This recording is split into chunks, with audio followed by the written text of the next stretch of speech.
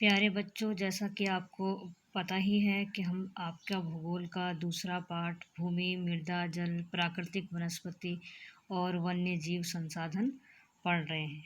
ठीक है, इसमें हमने भूमि के बारे में और मृदा के बारे में अध्ययन कर लिया है। अब हम तीसरा संसाधन जल के बारे में पढ़ेंगे। तो जल जैसा कि आप जानते हैं वो एक महत्वपूर्ण संसाधन है सभी जीव जंतुओं के लिए, प्राणियों के लिए। और जल एक महत्वपूर्ण नवीनीकरण प्राकृतिक संसाधन है। नवीकरणीय मतलब इसको हम ये दोबारा बनता रहता है।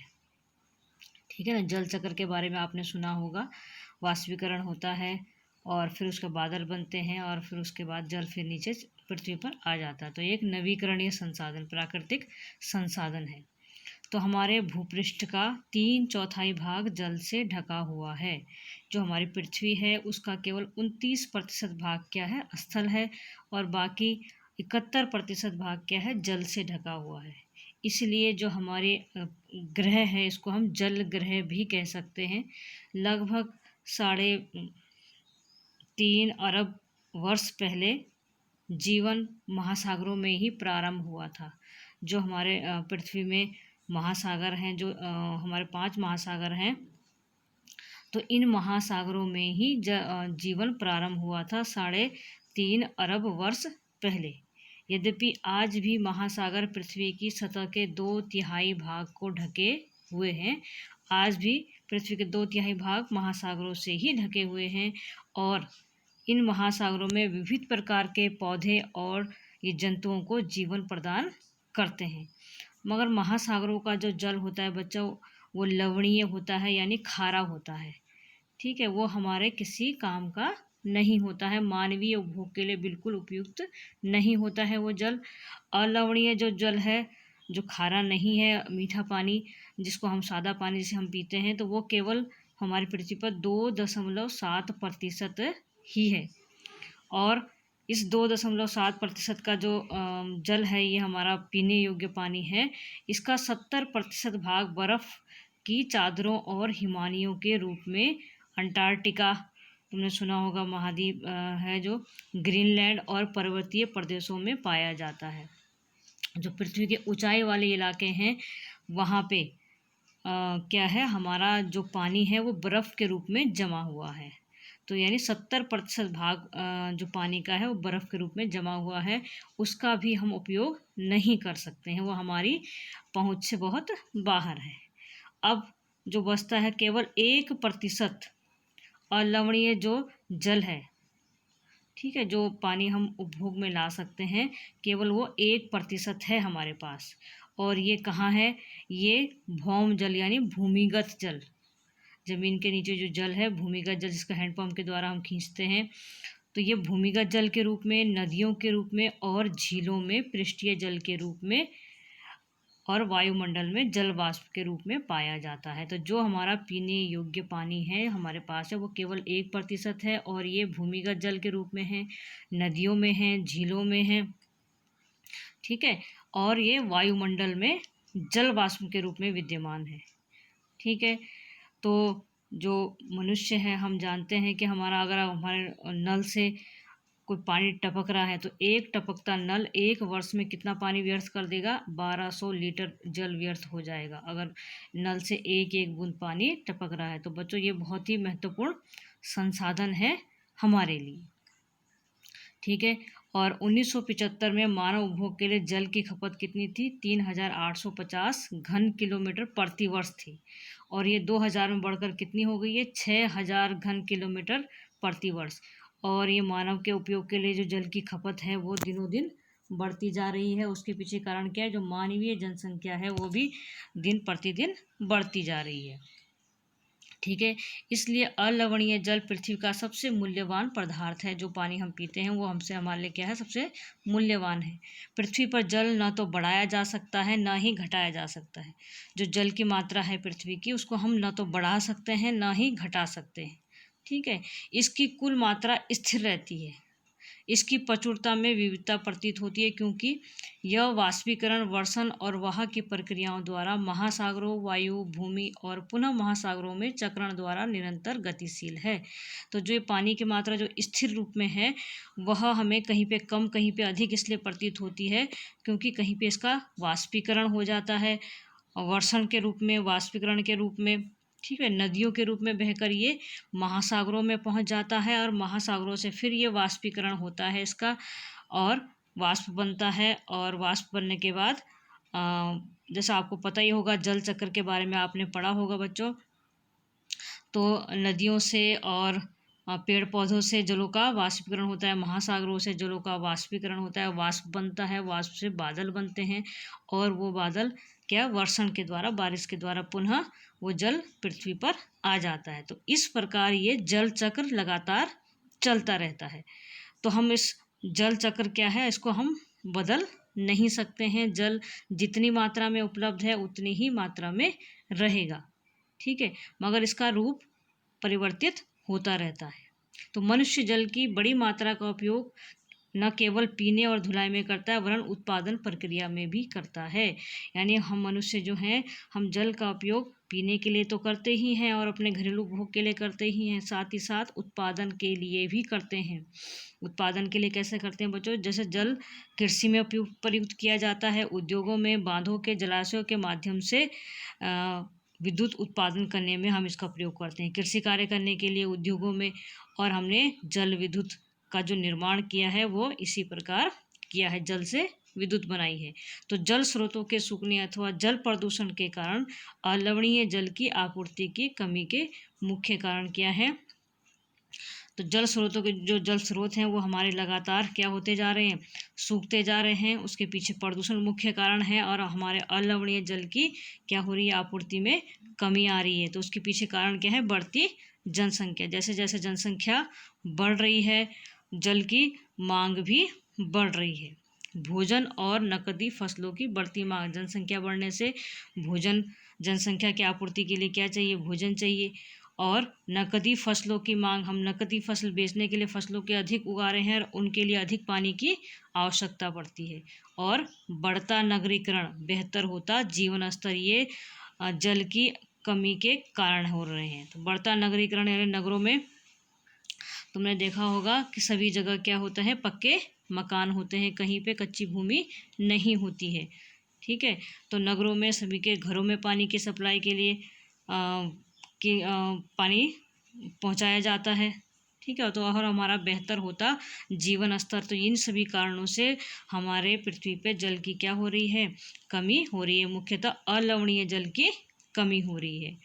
देखो बच्चों, यहाँ पे एक क्रियाकलाप आपको दिख रहा होगा, तो एक भारतीय नागरिक प्रतिदिन 150 लीटर जल का उपयोग करता है।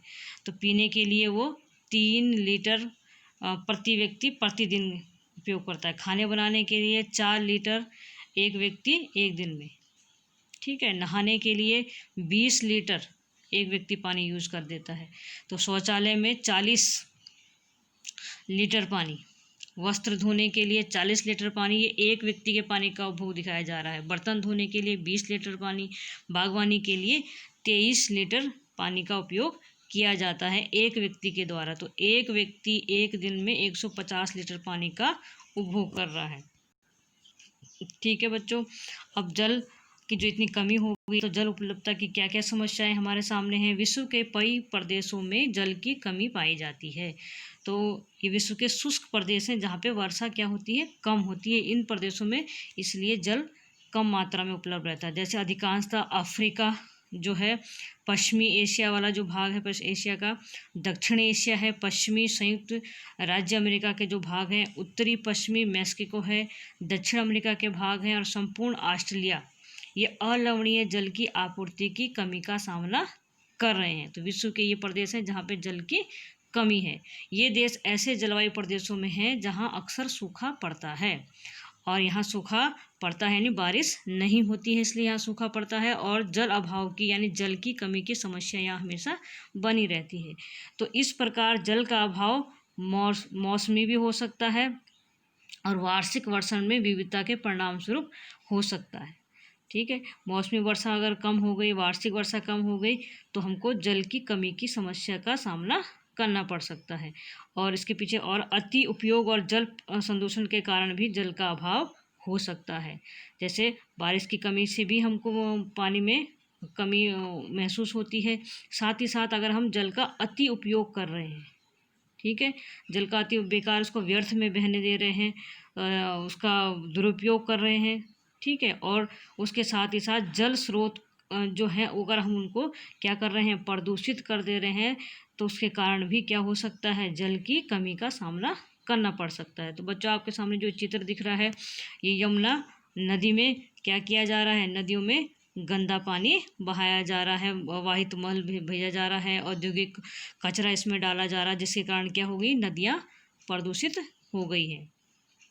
ठीक है, अब देखते हैं हमने नदियों को क्या कर दिया है, जल को प्रदूषित कर दिया है। अब जल संसाधनों का संरक्षण किस प्रकार करेंगे। तो आज के विश्व में शुद्ध और पर्याप्त जल स्रोतों तक पहुंचना एक बहुत बड़ी समस्या है। शुद्ध जल मिलना बहुत बड़ी समस्या हो गई है। तो इस क्षीण होते संसाधन के संरक्षण के लिए हमें क्या करना चाहिए, जागरूक होना चाहिए और कई कदम उठाने चाहिए। यद्यपि हम जानते हैं कि जल एक नवीनीकरण संसाधन है, फिर भी जल को हम नवीनीकरण ये पुनः प्राप्त हो जाता है, मगर फिर भी इसका अगर हम अति उपयोग करेंगे और प्रदूषण के कारण ये हम क्या कर देते हैं, जल को अनुपयुक्त बना लेते हैं, पीने योग्य नहीं रह जाता है। वो नदियों में जल है मगर वो दूषित जल है, उसको हम पी नहीं सकते। तो हम किस प्रकार प्रदूषित कर रहे हैं जल को, अशोधित या आंशिक रूप से शोधित वाहित मल।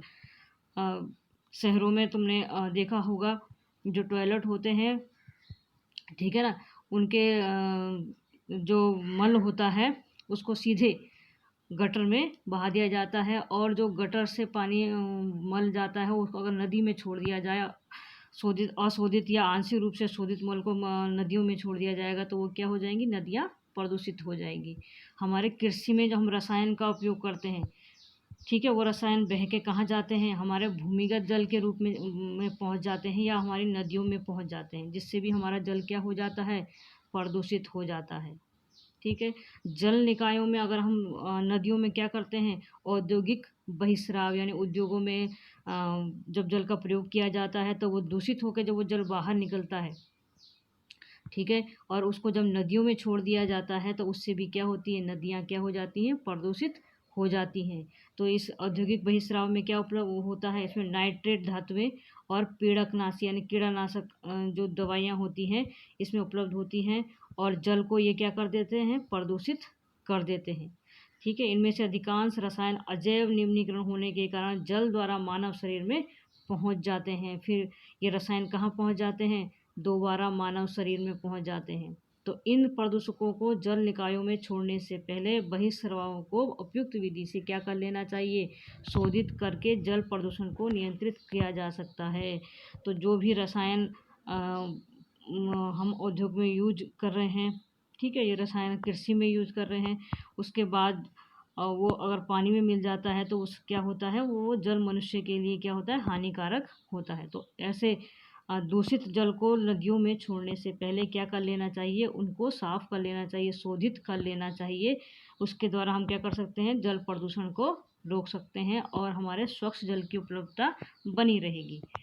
ठीक है, और अगला देखो बच्चों, वन और अन्य वनस्पति आवरण जो हैं वो धरातीले प्रवाह को मंद करते हैं। जो वनस्पति का आवरण होता है वो जल को तीव्र गति से बहने में रोकते हैं। ठीक है, अगर वन होंगे तो उससे क्या होगा, पानी जब बारिश का पानी है वो तीव्र गति से बहेगा नहीं और कहाँ चला जाएगा, भूमि के अंदर चला जाएगा। आजकल नगरीकरण की प्रक्रिया में, शहरीकरण की प्रक्रिया में क्या क्या वनों का विनाश कर दिया गया है, सड़कें बना दी गई हैं, पुल बना दिए गए हैं, ठीक है, सभी जगह कंक्रीट बिछा दिया गया है, जिसके कारण हमारे जो घास वाली भूमि है वो कहीं नज़र नहीं आती है। और जब बारिश होती है तो इसका जो पानी है उसके ऊपर से बह जाता है और भूमि के अंदर किसी प्रकार का जल नहीं जा पाता है। ठीक है, अगर ये भूमिगत जल नहीं होगा, भूमि के अंदर बारिश का पानी भूमि के अंदर नहीं जाएगा तो हमारा भूमिगत जल का स्तर क्या हो जाएगा, बहुत कम हो जाएगा। और ये भूमिगत जल मनुष्य के पीने के पानी का एक महत्वपूर्ण स्रोत है, इससे कृषि कार्य भी किया जाता है। तो भूमिगत जल अगर भूमिगत जल पुनः पूरित नहीं होंगे, जल का भंडार पुनः पूरित नहीं होगा तो क्या हो जाएगा, जल की कमी हो जाएगी। तो भूमिगत जल को पुनः पूरित करने के लिए हमें क्या करना चाहिए, वन और वनस्पति आवरण होने चाहिए। ठीक है, कंक्रीट का कम से कम प्रयोग होना चाहिए। हमारा आंगन जो है वो सीमेंट का ना होकर क्या होना चाहिए, घास वाली भूमि का होना चाहिए। तो इसके द्वारा भी हम क्या कर सकते हैं, जल की पुनः पूर्ति कर सकते हैं। तो जल रिसाव को कम करने के लिए हम खेतों में जब सिंचाई करते हैं तो नहरों को पक्का बना लेना चाहिए, जिससे जल का रिसाव न हो और सारे जल का सही ढंग से उपयुक्त उपयोग हो जाए। रिसाव और वाष्पीकरण से होने वाली जल क्षति को रोकने के लिए हम क्या करते हैं, स्प्रिंकलर से सिंचाई कर सकते हैं। देखो बच्चों, ये पाइप लगा रखा है, उससे पानी क्या हो रहा है, छिड़काव के रूप में फसलों पे क्या हो रहा है, पानी का छिड़काव हो रहा है, जिससे वाष्पीकरण नहीं होता है और उससे हमारे जल क्षति को हम रोक सकते हैं। नहीं तो अधिक से अधिक जल क्या हो जाएगा, नहरों के द्वारा अगर हम उसको सिंचाई करेंगे तो जल वाष्पीकरण होकर उड़ जाएगा। ठीक है, तो स्प्रिंकलर से सिंचाई कर सकते हैं। और वाष्पीकरण की अधिक दर वाले, जहाँ वाष्पीकरण अधिक होता है, शुष्क प्रदेश जैसे होते हैं जहाँ गर्मी अधिक होती है, वहाँ पानी का वाष्पीकरण अधिक होता है, तो वहाँ पे सिंचाई की ड्रिप प्रणाली, ठीक है, जिसको टपकन विधि भी बोलते हैं, जिसमें पाइप लगा दिए जाते हैं और पाइप में एक छिद्र कर दिया जाता है, छेद कर दिया जाता है, और वो छेद प्रत्येक पौधे के जड़ पे ही पानी गिरता है। ठीक है, तो इससे भी हम क्या कर सकते हैं, जल की बचत कर सकते हैं। उसके साथ ही साथ हम क्या कर सकते हैं, जल संग्रहण भी कर सकते हैं, वर्षा जल संग्रहण कर सकते हैं। अपने घर की छत पे हम क्या कर सकते हैं, वर्षा जल को एकत्र कर सकते हैं। जैसे बारिश होती है, भारत के कई प्रदेशों में क्या किया गया है, वर्षा जल संग्रहण के लिए वर्षा छत जल संग्रहण किया जाता है। वहाँ या तो छत के ऊपर क्या कर दी जाती है, पानी की टंकी बना दी जाती है, और उसमें जब बारिश होती है वहाँ पानी एकत्र होता रहता है। नहीं तो मकान के नीचे टंकी बनाई जाती है, और वर्षा में जितना पानी छत में गिरता है और वो एक पाइप के माध्यम से नीचे टंकी में जमा होता रहता है। तो इस प्रकार हम क्या कर सकते हैं, वर्षा जल को संग्रहण करके भी पानी की बचत कर सकते हैं। औसतन 2 घंटे की वर्षा से हम क्या कर सकते हैं, 8,000 लीटर पानी बचाने के लिए काफ़ी होता है बच्चों ये हमारे। ठीक है बच्चों, तो आज हमने आपके जल के बारे में पढ़ा।